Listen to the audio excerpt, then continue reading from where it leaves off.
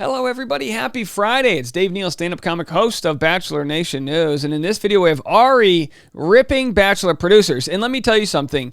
He does. He gets into it, and you can kind of feel the tone of the voice. Like, they basically, Arie and his wife here go, how come the Bachelor show doesn't want us involved more? You'd think they would want a successful couple on the show rather than all the drama that they have. It's actually very interesting, and I think it's a great way for them to obviously like continue making content on their YouTubes. They have a huge following. So I don't blame the hustle. I respect the hustle. Follow me on Instagram. Respect my hustle on patreon.com/Dave Neal. And Bachelor Rush Hour this afternoon, every workday afternoon, Bachelor Rush Hour, the podcast. Go check it out. I have a sort of a rough sort of like compilation of all the day's events, plus add some pop culture news, some music, and it's a fun time. So if you're driving in your car, go check out Bachelor Rush Hour. You can listen to it anywhere where you listen to podcast apps. And of course, Arie and Lauren are on YouTube, and their YouTube channel is called Lauren and Arie. They're verified, baby, big following. Assumptions about us. We hate Bachelor Nation, live in nanny.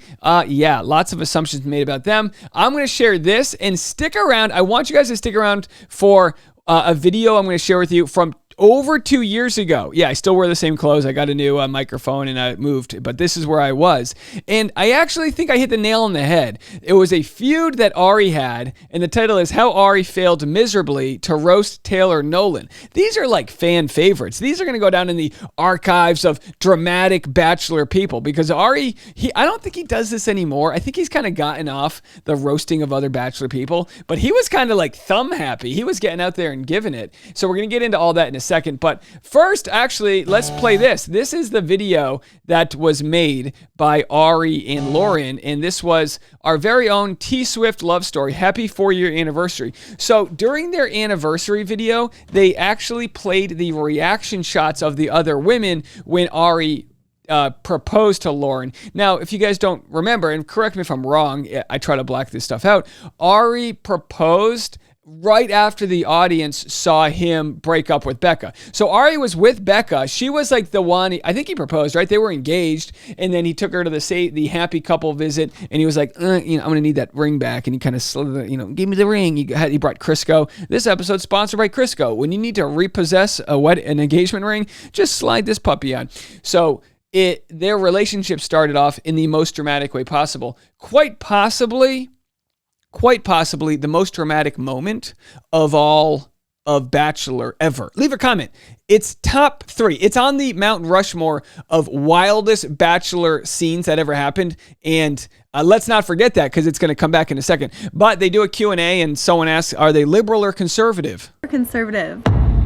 Just kidding. We're not going to talk about And they say, we're not going to talk about politics. We don't want to talk about the fact that we took PPP loan money when other people were going out of business because we had to afford our second home in Hawaii. We don't want to talk about it.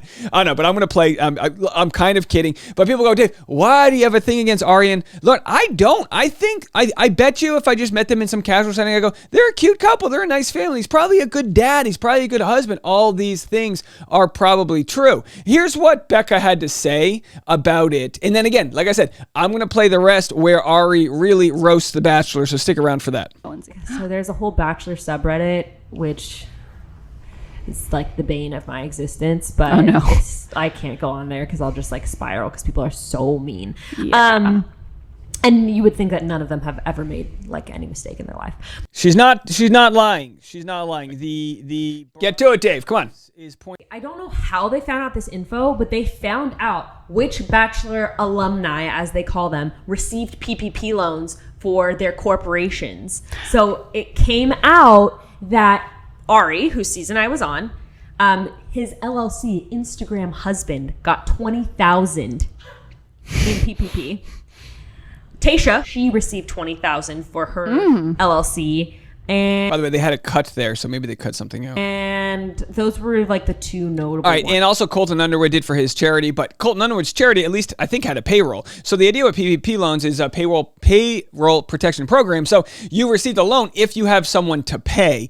With Tasha's example, of course, she didn't have anyone to pay. I don't want to be blue in the face describing it, but she said, no, I used it to hire somebody. It wasn't the hiring protection plan. It was the payroll. You know what I mean? So either way, Arie received unique scrutiny. He was actually I think the only person of all of the alumni exposed for taking out loans, which could have been fraudulent, that didn't actually comment on it. So his sort of response was no response at all. But of course, we don't need to talk politics. But of course, the PPP loans were what we would call a social program that helps people that need help. It's a social safety net, just like in ambulances and fire and police officers. Those are social programs that help us all live together with a safety net that protects us, kind of like Social Security for old people. You know what I mean? So when everyone goes, oh, socialism, we go, well, there's social programs within a democracy. Some people call that a social democracy.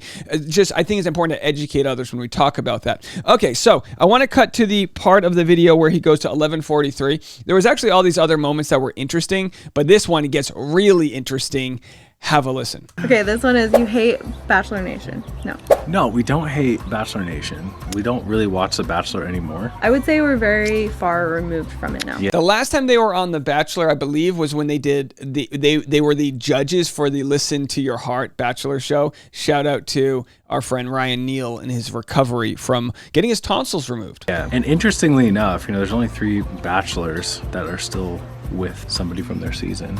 There's only 3 bachelors that are still with somebody from his season, which goes to show this couple is more successful than the majority of Bachelor audiences, of the Bachelor alumni. But he said still with somebody from his season, because while Lauren was his final rose, she was really his final rose, right? Becca Kufrin was his final rose. Then he kind of said, gimme, and then he gave it, And it's just interesting that they never reach out. I don't really think it's about that.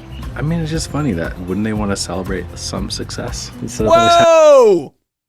Shots fired. Wouldn't they want to celebrate some success? Arie, you're not wrong.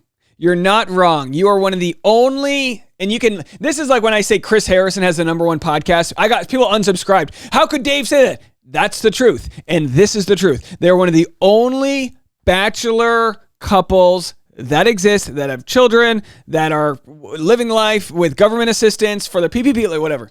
having some drama. I will say that it doesn't seem like they really care too much about the success of the couples anymore. It seems like it's way more about the drama and controversy. Yeah, but No. She says they don't care about the success of the contestants anymore. But we have to remember, she's coming at it from the winning side. Becca Kufrin was the one who got stiffed. Like I said before, their season was one of, if not the most dramatic seasons of the show. He did a give me the back, and he give it over, and people said, oh, he was emotionally cheating. He messaged, I don't know, we don't know, but this is, I think, when people started to first say emotional cheating. He messaged Lauren to be like, if I dump Becca, and I don't know exactly what he said, if Becca, or maybe he said Becca and I are going to break up, I'll give him the benefit of the doubt. Maybe he wanted to break up with Becca, but he needed to do it on camera for the whole storyline. And honestly, it's better for Becca in the long run that he did break up with her on camera.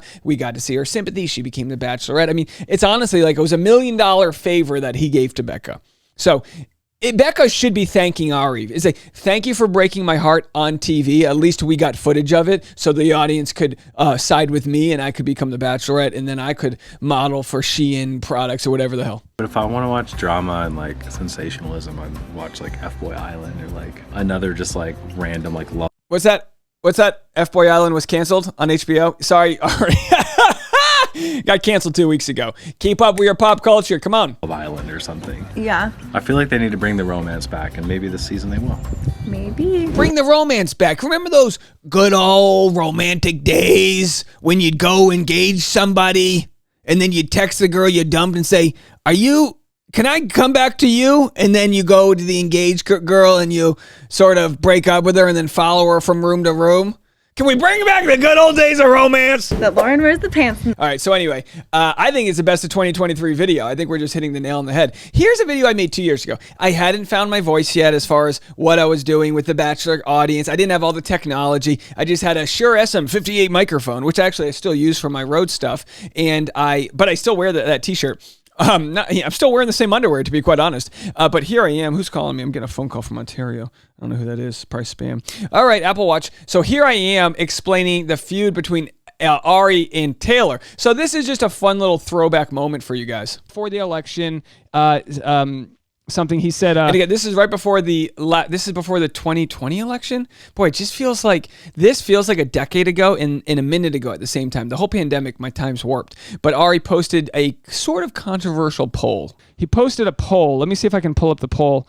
Saying, like, what side of the race are you guys on? Like, kind of just trying to get some engagement with his Instagram followers. Yeah, all he tried to do was create Instagram engagement by creating a poll, because when you do a poll on Instagram, it gets more people to watch your things. You get boosted by the algorithm. That's all he was trying to do. Taylor Nolan responds with, "I don't exist to be classy for white men." Anyway, so what happened was he said, he basically paraphrased and said, "Hey, it doesn't matter what side of the political spectrum you are on. We should all just get along." He kind of did that whole Rodney King type of thing. We should all just get along. That's basically what he was saying.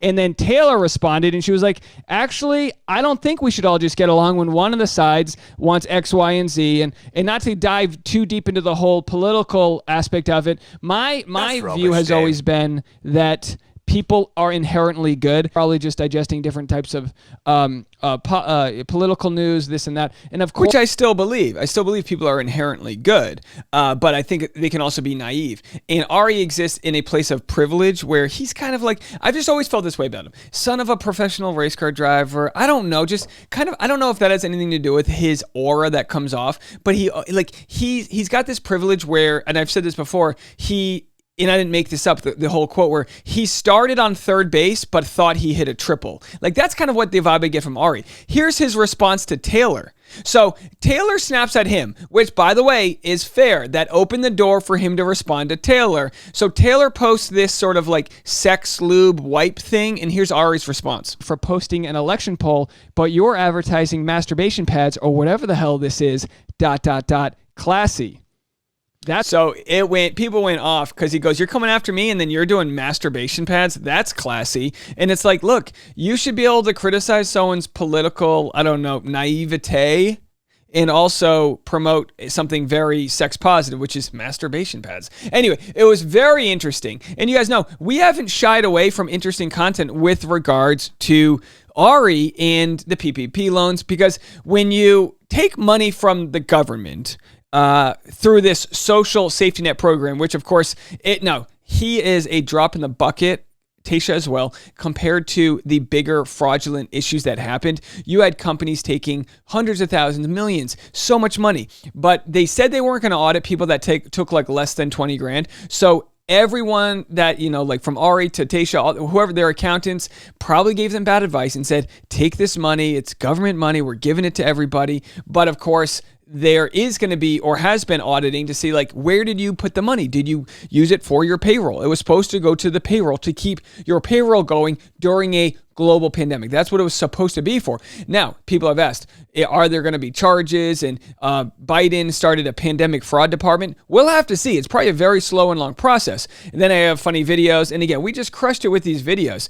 Bachelor Arie Jr. scrapes together cash to buy second engagement ring for wife at vacay home. I mean, you can't create more shade than the type I'm throwing here. And it's all sort of in fun, right? We're just kind of like mocking somebody who has, kind of just been, sort of a bratty character within the Bachelor world. A Bachelor feud, how Arie Jr. failed to roast Taylor. We just shared that. And then rich guy problems.